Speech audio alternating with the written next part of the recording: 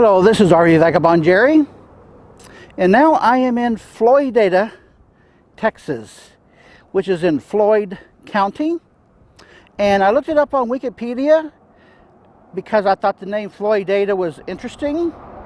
And as it turns out, there's some controversy as to where that name Floydada originated from. And this is about 45 miles northeast of Lubbock.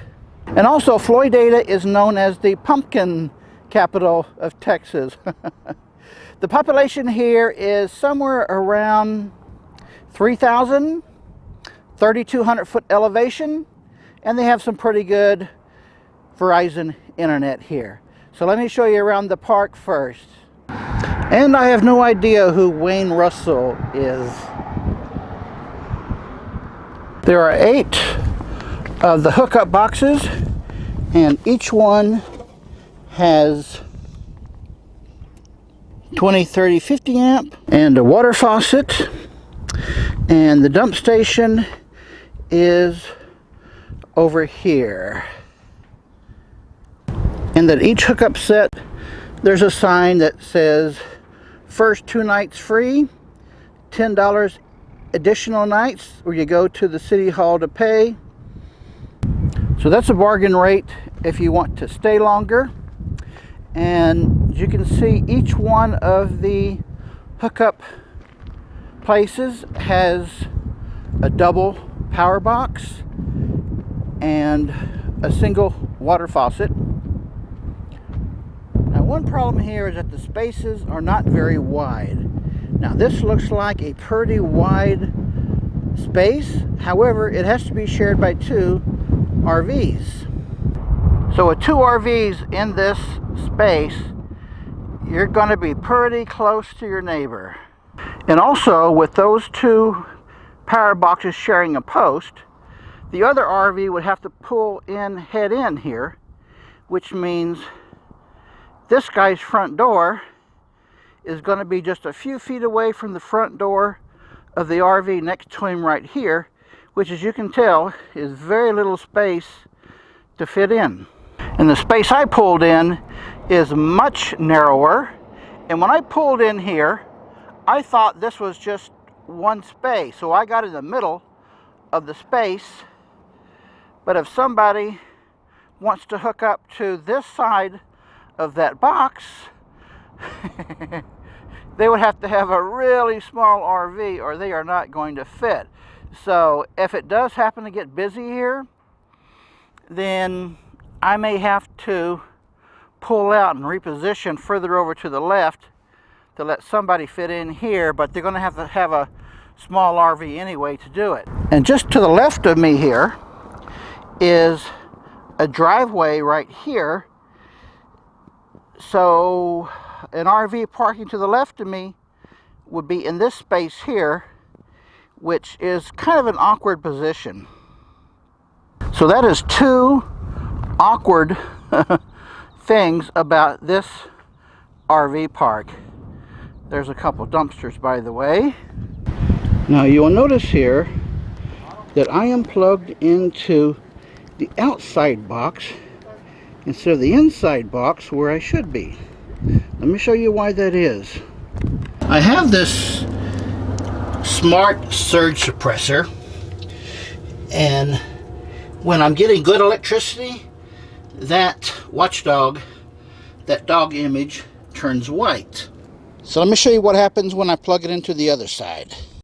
So now that I got it plugged in on this side, the smart surge suppressor is red instead of white, and it shows error code 6. Now, I can look it up to see what that error code 6 means on the manual to the smart surge suppressor there, but I don't really care what the error means. The important thing is I'm getting bad electricity from this box, and if it does not pass what that shows on the suppressor, then I cannot use the power. But when I plug it into the other side, it works fine. Now, if you don't have one of these smart surge suppressors, you may be able to tell that something's wrong with the electricity from the electronic management system control panel inside the motorhome. But this prevents any bad electricity from going into the motorhome, so it will not cause any kind of damage. So if you don't have one of those smart units, I suggest you get one, because this does happen to me once in a while. Now right behind me here is this building. This is all it says, and I have no idea what this building is for. Now on the other side of the building there are two covered picnic tables, a really big yard here where I guess you could play football, baseball, or something. And then under this tree is just a bench.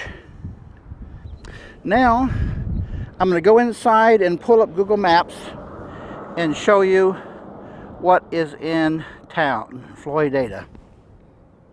As you can see, it's a very small town, although it is the seat of the county. Now the RV park where I'm at is that blue dot, and there are a couple of museums in town.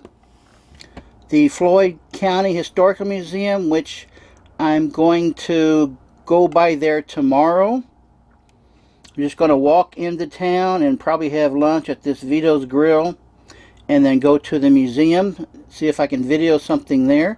And also, look at this. There's a Boston Terrier Museum. You might find that interesting if you're a dog lover. And there are 3 parks around town. This is Floydada Park, which has a swimming pool, a public pool, and then this Eagles Hall Park and Annie M. Taylor Park. I think these 2 parks really don't have anything other than some ball fields. I'm going to show you a zoom in on the Google Earth for Floydada Park. There is a small and a large baseball diamond, and here is the swimming pool, and right across the street is their high school. So probably the high school kids use the park the most. And here is a track field. And on the other side of the park is a Dairy Queen, which is their only fast food chain restaurant in town.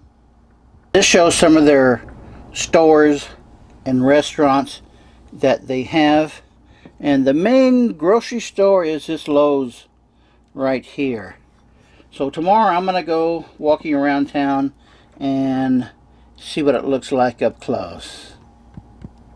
Well, now I'm going to take a look at the Floyd County Historical Museum and the History and Genealogy Center. And look what they have here. It's been a long time since I've seen one of these. I've always thought it's funny. You put your coin in your month of birth, but all the coins fall into the same place. And it looks like they're saving characters on the word wait there.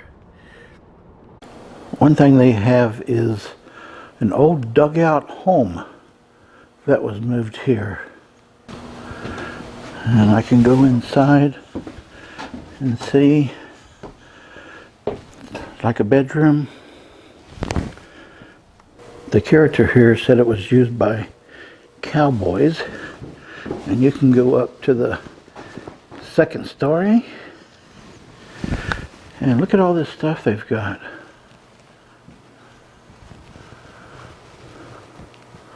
Wow. The model oil rig. This is a pack saddle. Not that I know what that is. And this looks like a metal stove. They've got a lot of horse saddles here and some chaps on display. There's an old stove. A lot of old furniture along here. Wooden wheelchair. And an old horse-drawn wagon.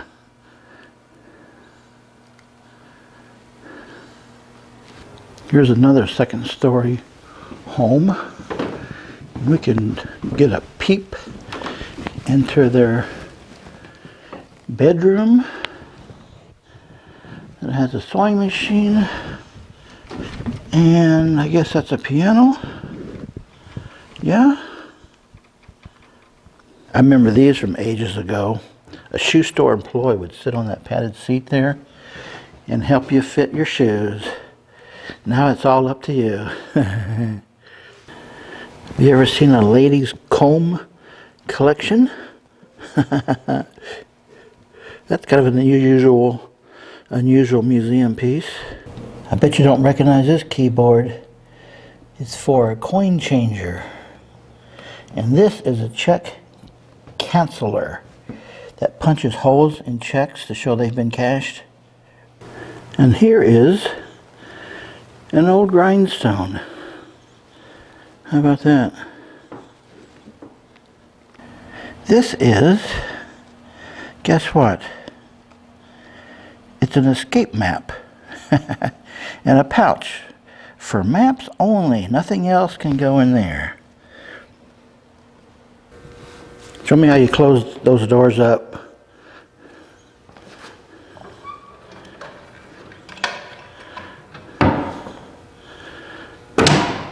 So it looks like it's just a unknown piece of furniture. I used to have one of these little bus models. You can open the door and look at it if you want to. My mom and I used to ride the Greyhound bus a lot when I was a little kid around Texas. A pencil sharpener collection. I have never seen anything like this before. These are all pencil sharpeners. Yes. I would never have known if you hadn't have told me. Wow. Nice thread spool cabinet. And some bonnets. How about that? That lady made those, and she was getting Alzheimer's, and her daughter lived at San Antonio, and she was going to move her down there, and she said, I'm not moving until I get someplace for my bonnets. They have all these memorial plaques of people from the county here, most of which she said is buried in the cemetery here in town. And these are just additional memorial plaques they've made for certain people. And there is a lot of them. Just to the right of the museum is a classic car museum, but it is closed today. You can see some of them in the windows here. There's a GTO. And they got several of them parked back there. That's a Chevrolet, but I can't tell what the models are. And they have a Happy State Bank here. Well, I guess that's better than a sad state bank. And the lady in the museum told me that a lot of these closed down businesses are used to store more classic cars. I think this is more of a car dealership than a museum, actually. There's a nice old Stingray, El Camino, and all sorts of other cars. 1950 Chevrolet Deluxe 4-door sedan.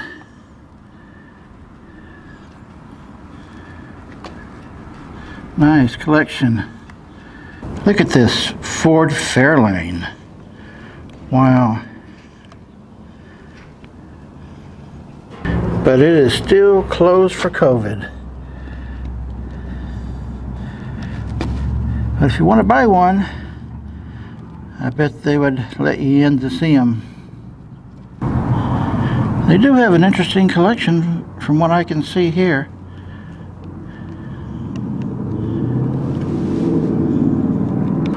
A lot of people would say that these small towns are not worth stopping at, but I think just about every town has something interesting, at least in history. Good day, folks.